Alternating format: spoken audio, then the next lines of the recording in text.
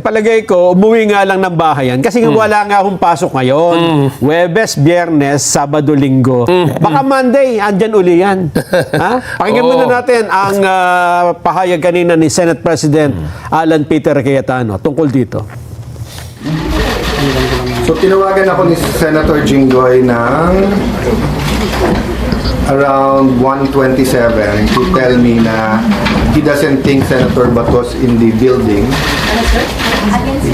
At after lunch, mga 1:27, tinawagan ako ni Senator Jinggoy Estrada to say, SP, wala na si Senator Batos sa Senate.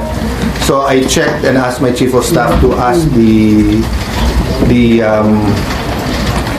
Sergeant at Arms for a report. Long story short, kinonfirm ng Sergeant at Arms that he's no longer in the building. I'm waiting for the complete incident report, anong oras umalis. In the meantime, nakausap ko at nag-text sa akin yung kanyang wife. And I told her naman na I will papaabot ko sa Filipino people and sa 13 yung kanyang message. So sa 13, sabi niya, sana wag sayangin yung sakripisyo na ginawa ni Senator Bato. She hopes that we stick together. Tapos eto, sabi niya sa akin, good PM sir, in behalf of my family, we would like to thank you and all the other senators for all the support you have done for my husband.